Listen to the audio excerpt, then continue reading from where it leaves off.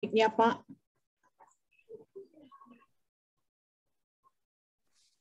Ya, Ya, silakan. terima kasih Pak Eko. Selamat malam buat semuanya Bapak Ibu dan para admin, Bu Yuli juga. Iya, masih jam 12:30 sekarang Pak. Iya Pak. Iya Pak. Ya pertama tolong dilanjutkan penjelasan tadi Bapak sebelum kita on-off tentang kolesterol itu Pak. Jadi ya memang gula darah kita turun, tapi kolesterol kok naik gitu. Ya kan? Apakah ada misalkan ya teknik? Apakah tadi Bapak udah singgung ada dua hal, yaitu yang satu istirahat yang cukup, tidur minimal 7 jam, dan juga puasa 24 sampai 72 jam.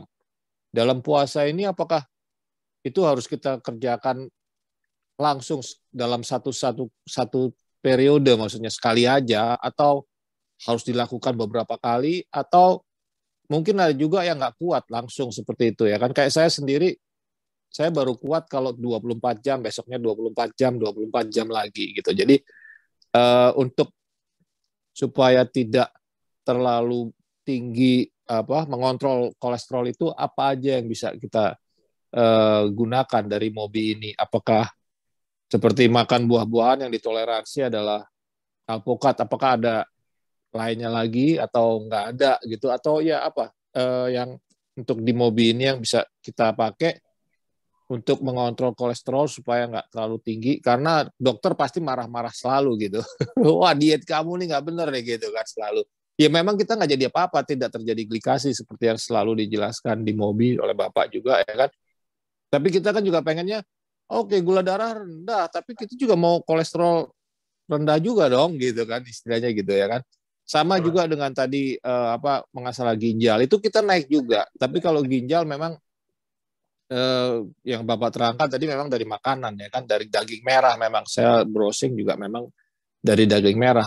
Saya ada kenaikan sedikit, padahal saya juga jarang sekali makan daging merah itu. Tapi ya sekali-sekali ada gitu ya kan.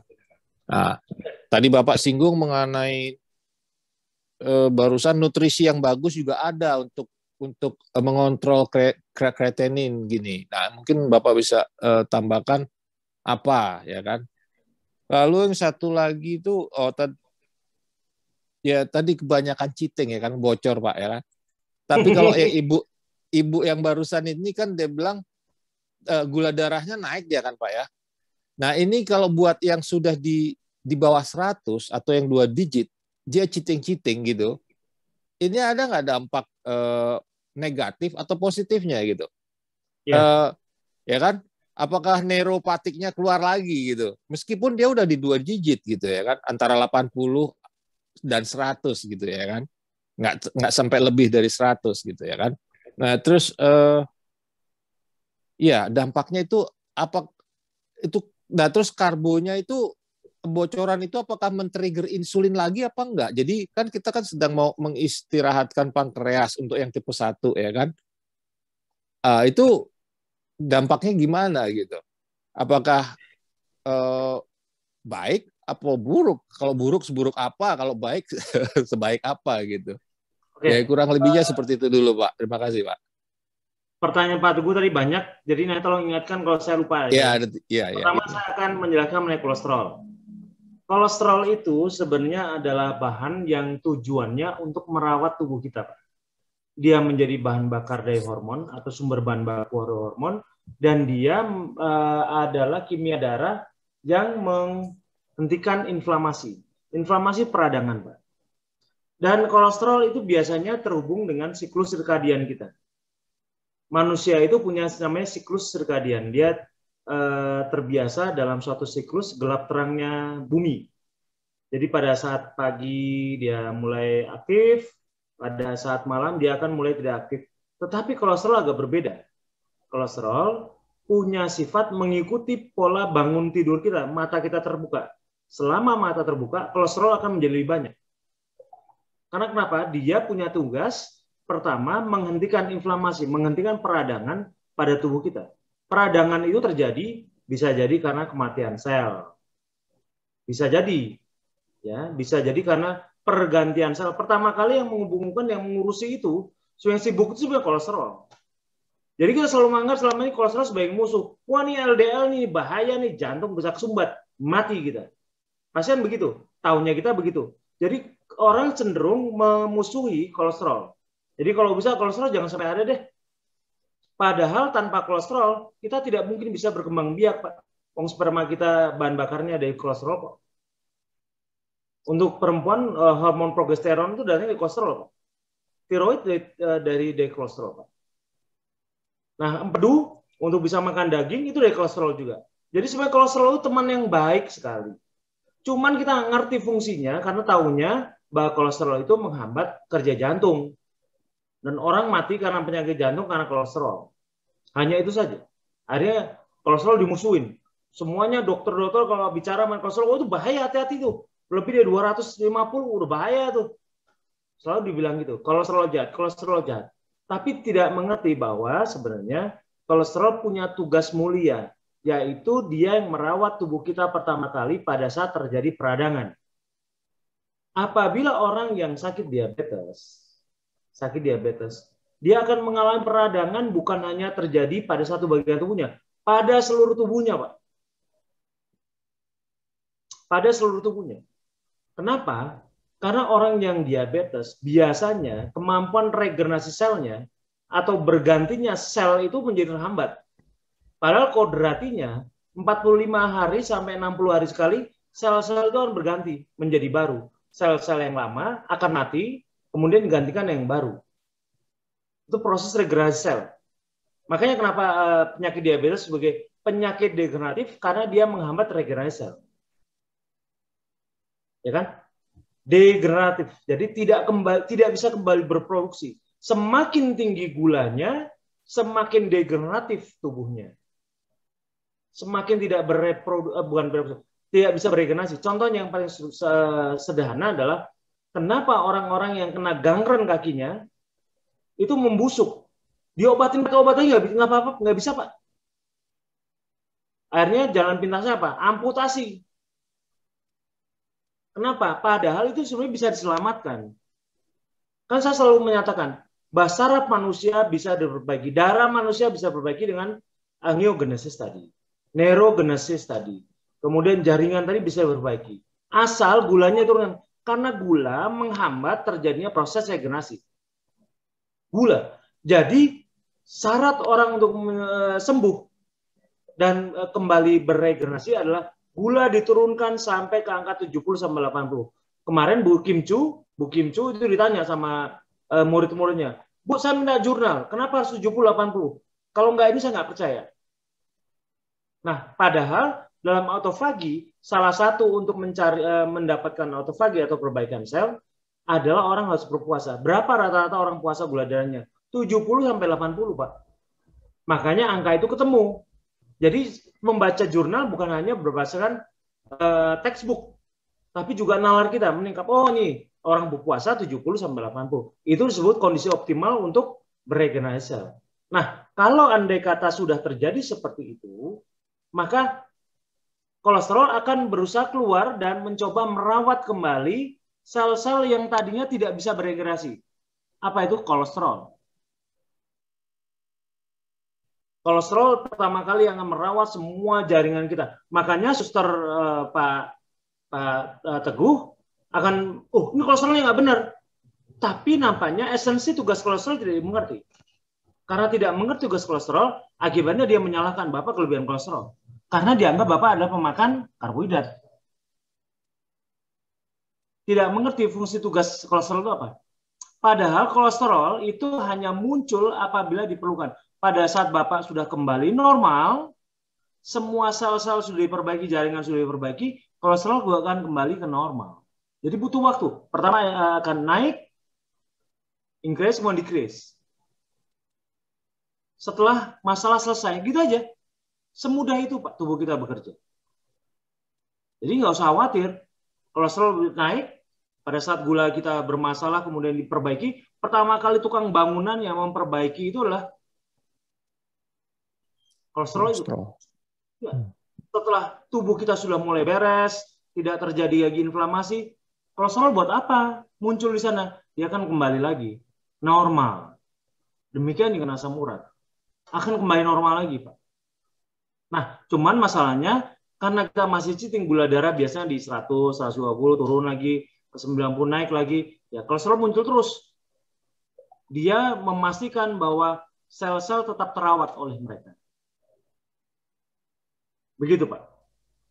Jadi kalau yang kolesterolnya 300 itu berarti kebutuhan untuk memperbaiki sel-selnya itu sebanyak itu. Banyak, Pak. Ya, saya misalkan baru kelewat 200, ya itu berarti kebutuhan tubuh saya itu yang dikeluarkan otomatis dari tubuh, kolesterol 200 itu yang dibutuhkan gitu, ya, cadangannya iya, segitu.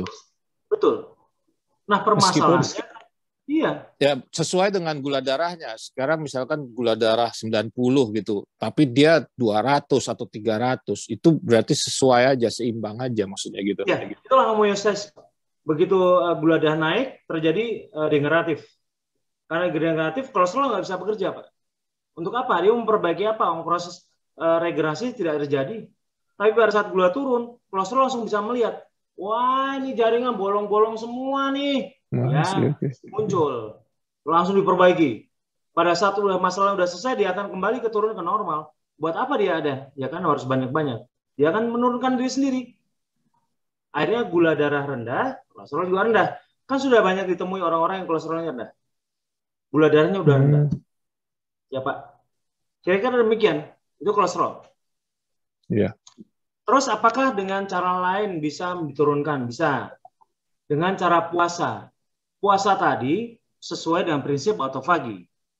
Tubuh pada saat terjadi degeneratif, dia sebenarnya menderita, Pak. Bayangkan, sel-selnya harusnya berganti, tapi tidak berganti. Akhirnya sakit kan, Pak?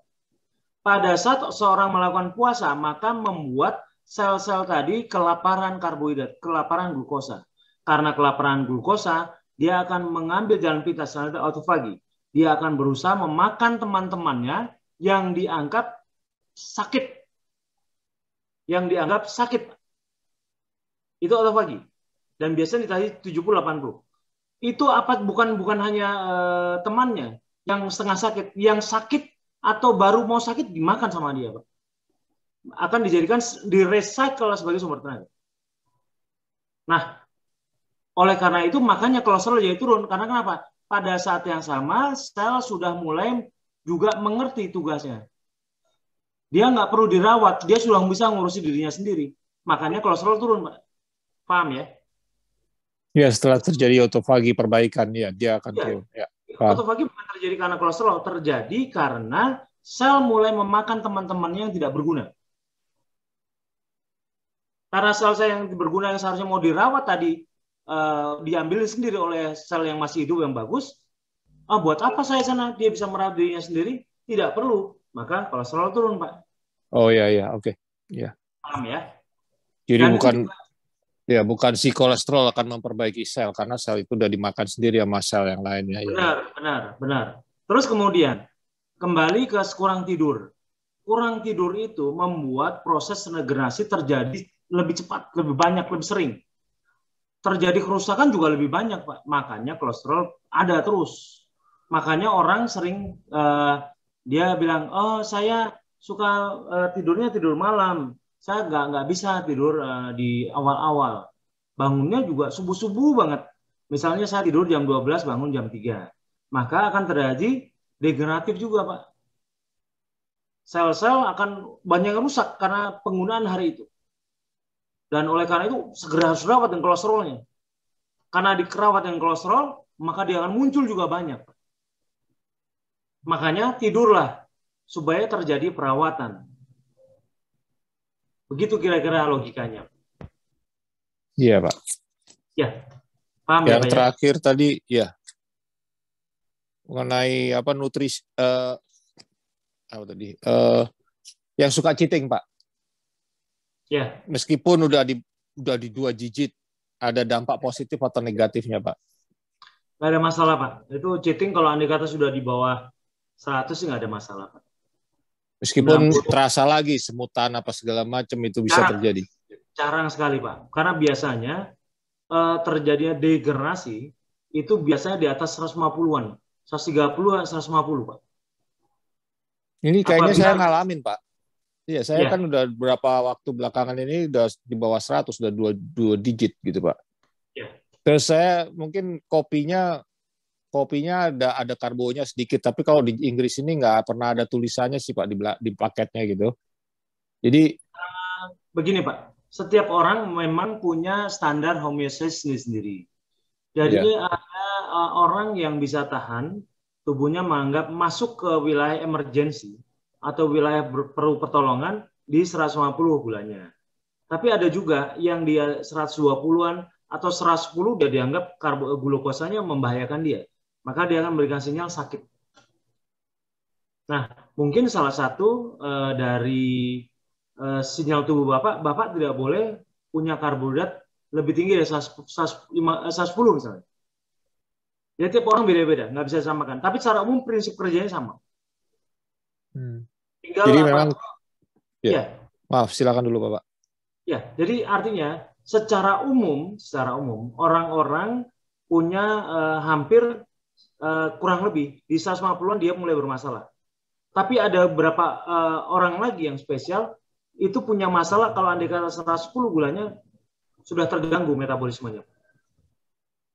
Jadi memang tidak bisa disamakan, tapi prinsip kerjanya sama. Dia akan selalu terganggu kalau andai kata gulanya banyak. Gitu aja. Berarti perbedaan metabolisme setiap orang aja, Pak ya. Jadi berarti saya nggak bisa toleransi, misalkan yang Bapak bilang itu kita boleh bocor 3%. Mungkin buat orang lain masih bisa tahan 3%. Sedangkan saya mungkin 2%. Ke 3% udah reaksi di badan saya gitu. Betul. Sama juga dengan berarti ya dengan neuropatiknya juga begitu Pak ya berarti. Padahal sempat hilang dan itu hilangnya itu masih 3 digit waktu itu Bu Pak. Jadi yang seperti Ibu tadi bilang itu orang Jawa apa lupa saya namanya. Kaku nih Pak. Iya. Kaku itu. Nah, itu terus sekarang udah kebanyakan di 2 digit agak masih berasa sekarang karena udah ada bocor karbo ya kan dari mungkin dari kopi juga bumbu-bumbu udah sedikit-sedikitnya saya sudah konsumsi gitu. Jadi memang itu masalah sensitivitas tubuh orang masing-masing ya Pak ya. Berarti saya udah kelebihan itu tandanya gitu aja ya. Ya gitu aja. Pertama kali kita sudah mulai sakit, salahkan dulu gulanya Pak. Ya tapi itu tadi Pak, gulanya rendah Pak, bawah 100 gitu. Artinya standar Bapak harus direndahkan lagi dari itu. Ya berarti masih ke 70 saya Pak. Saya harus ke 70 berarti. Berarti Bapak harus keton semua Pak makannya. Iya. Ya, terima kasih Pak. Terima kasih semuanya. Pak. Selamat siang di Inggris ya Pak. Ya. Selamat malam di Indonesia. Lebih malam lagi yang di Indonesia Timur, tambahin 2 jam. Itu malam tuh sekarang jam berapa? Jam 10-an tuh.